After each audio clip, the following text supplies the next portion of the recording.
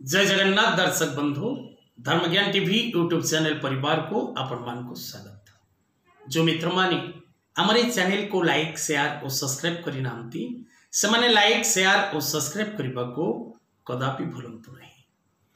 दर्शक बंधु आज कार्यक्रम माध्यम रे आमे एपरि एक विषय वस्तु रखिचे जो विषय वस्तुटी को समस्ते जानिबार आवश्यकता रही एवं समस्ते बुझिबार मध्य आवश्यकता रही। आज विषय वस्तु वास्तुभित्तिक जे गृह प्रवेश पाई घर प्रतिष्ठा करिबा पाई गृह प्रतिष्ठा करिबा पाई शाला प्रतिष्ठा करिबा पाई शुभ समय कौन केउ मासरे आपण गृह प्रवेश कले ताहा गृहकर्ता निमंते मंगलप्रद होता।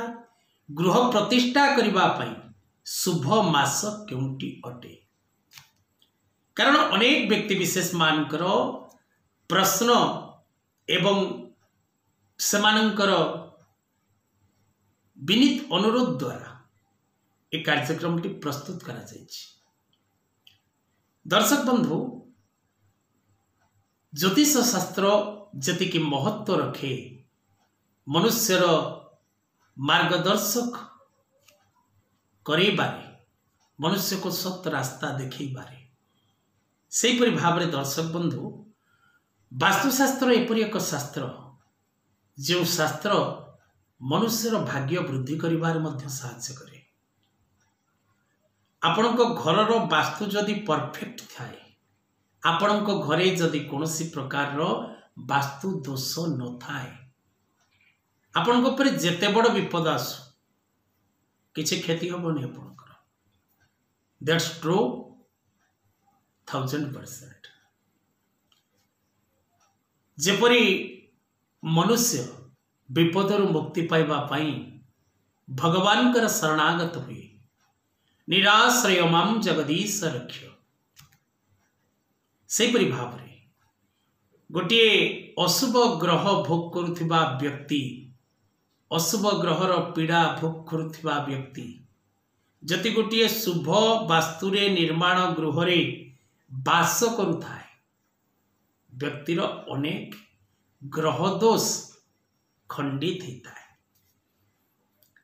Sense to science not science to sense ज्ञान विज्ञान सृष्टिकर्ता तेणु आपण जदि रिसर्च मेंटालिटी को जीवे ए कथार अर्थ निश्चित आपण किसी मात्रा बुझी पारिबे। आसंतु कार्यक्रम को आगो को नवा।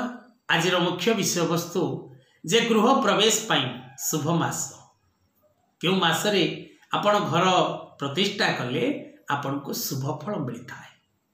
कारण नूतन गृहटी निर्माण करने समय रे जेपरी आपण गोटे शुभ समय शुभ मुहूर्त शुभ लग्न शुभ मास शुभ तिथि शुभ नक्षत्र शुभ रवि शुभ बृहस्पति शुभ मंगल शुभ शुक्र को देखी गृहटीए निर्माण करिथांती।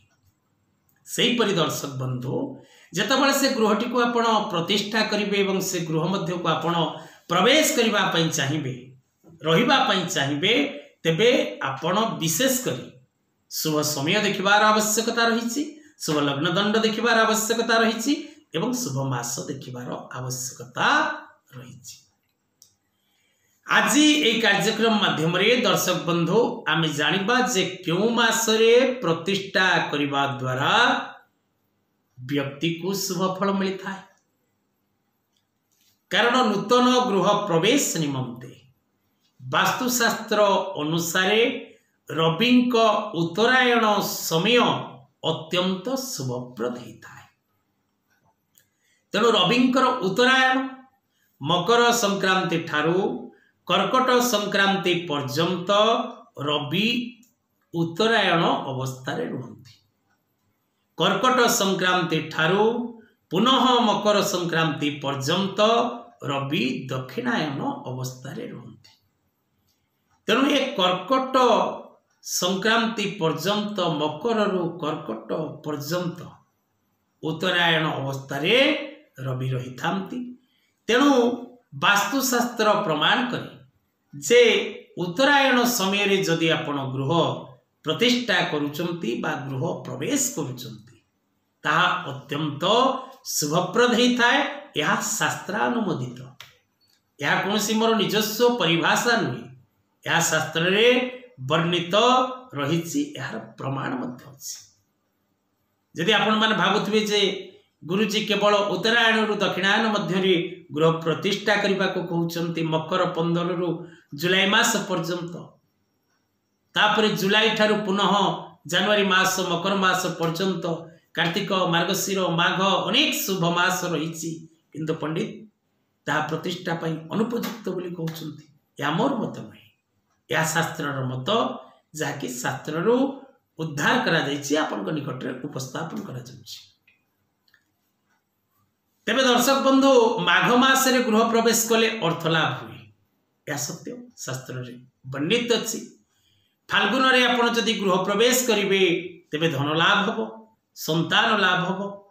चैत्र मास रे जदि आपण गृह प्रवेश करंती तेबे धन हानि हुए, शत्रु वृद्धि होती, नानादि प्रकार कलह क्लेश व्यक्ति भोग करे। वैशाख मास रे जदि आपण गृह प्रतिष्ठा करंती तेबे से गृह रे धन धान्य वृद्धि हुए, सुख सौभाग्य वृद्धि हुए, पुत्र पौत्र वृद्धि होती, जस मान पद प्रतिष्ठा वृद्धि हुए।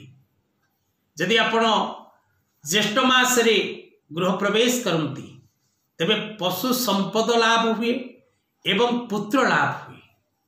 यदि विशेष करी आपण मार्गशीर और आषाढ़ मास रे गृह प्रवेश करंती तेबे आपण को मध्य शुभ फल प्राप्त होता है। आपण जदि चाळ घर टिए करि थांती तेबे ताहा दक्षिणायन समय रे मध्य प्रतिष्ठा करि परिबे, एथिरे कोनसी असुविधा नाही। किंतु इष्टक निर्मित प्रासाद प्रतिष्ठा करिबा पई सूर्यंकर उत्तरायण समय अत्यंत शुभप्रद होता है। तब दर्शक बंधु आज कथा वस्तु को एठी रखिबा। जय जगन्नाथ।